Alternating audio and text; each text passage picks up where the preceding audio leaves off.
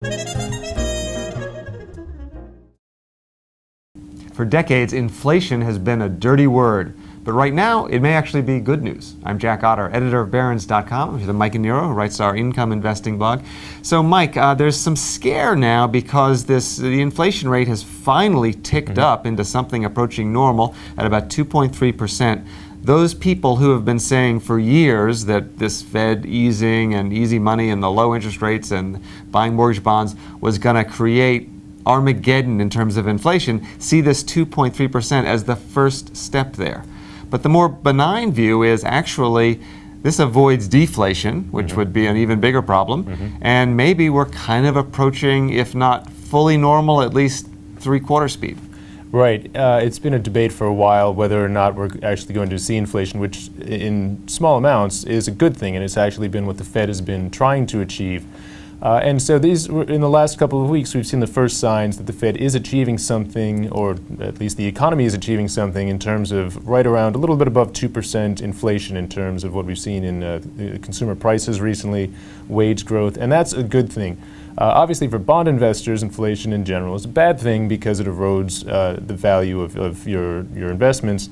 But at a certain level, it's seen as desirable, and the question now is, are we at a transition point where we're going into something that's a bit more of a long-term norm, or is this a sign of something beyond that? One bit of fallout is that the Fed can raise interest rates, which of course is bad for bond holders. But again, the flip side is people have been complaining for years that they're not getting any yield in their savings. They just can't buy income.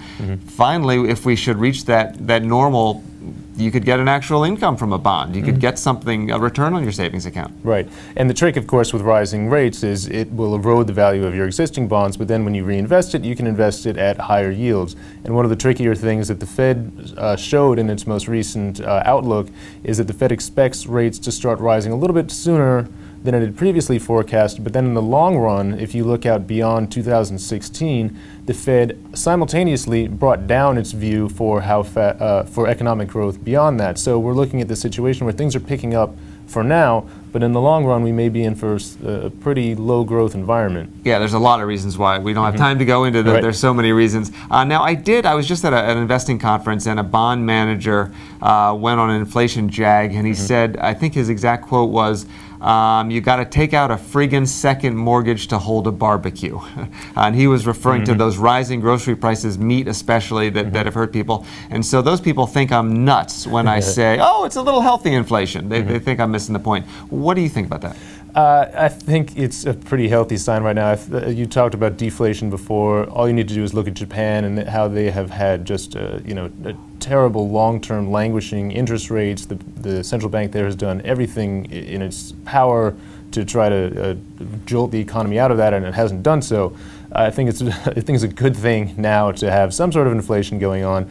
And again, the problem is if this is enough to create a longer-term growth trajectory, that the economy can kind of get back into swing, or if there's still going to be a further healing process beyond the financial crisis, beyond what's been going on since then, and if we're in for some lower, longer-term growth and yields. A quick bottom line, how do we invest in this environment? I spoke to Dan Iveson, who's in charge of the PIMCO income fund, who's got a similar mandate, trying to find income in a low-rate environment, because that's one of PIMCO's beliefs.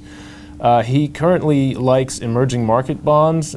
He also currently says that they're more diversified than they've ever been because they need to look to more areas to try to find what was once much easier yields to find in traditional areas. Interestingly, they don't like preferred shares. A lot of people are talking those up, but they think that's a little risky right now? Yeah, his view is that they're structurally very subordinated to other investments, and he's okay taking on credit risk in the forms of some lower rated investments, but as long as it's higher up in terms of it gets repaid before other securities, bank preferred securities get repaid later.